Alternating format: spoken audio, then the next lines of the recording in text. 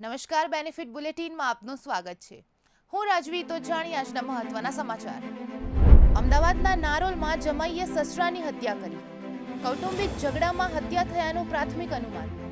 જમાઈ સાથે તેના ભાઈ અને માતા સામે પણ પરિવારજનોના ગંભીર આક્ષેપ. મૃતદેહ પીએમ માટે ખસેડાયો. આરોપીઓની ધરપકડ માટે કાર્યવાહી તેજ. અમેરિકામાં ગુમ થયેલા ભારતીય વિદ્યાર્થીનો મૃતદેહ મળ્યો.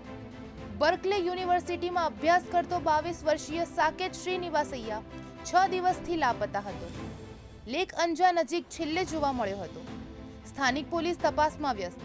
ભારતીય દૂતાવાસે પરિવારને સહાયની ખાતરી આપી. મોતનું કારણ હજુ અસ્પષ્ટ. રાજકોટના મવડી ચોકડી પાસે ભયાનક અકસ્માત. ફૂલ સ્પીડમાં આવેલી થારે સ્કૂટર સવાર દંપતીને અડફેટે લીધા. અકસ્માત બાદ થાર ચાલક ઘટના સ્થળેથી ફરાર. ઈજાગ્રસ્તોને હોસ્પિટલ ખસેડાયા. ઘટના સીસીટીવીમાં કેદ થઈ.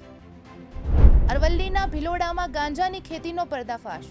ટાંકાટૂકા ગામે ખેતરમાંથી 23 છોડ સાથે 9.70 કિલોગ્રામનો ગાંજો જપ્ત. આરોપી સંજય ગમાર ઝડપાયો. એનડીપીએસ એક્ટ હેઠળ કાર્યવાહી. ખેતરના માલિક અને પૂર્વ રાજકીય જોડાણ અંગે તપાસ ચાલુ. તો આવા જ મહત્વના સમાચારો જાણવા માટે જોડાયેલા રહો બેનિફિટ ન્યૂઝ સાથે.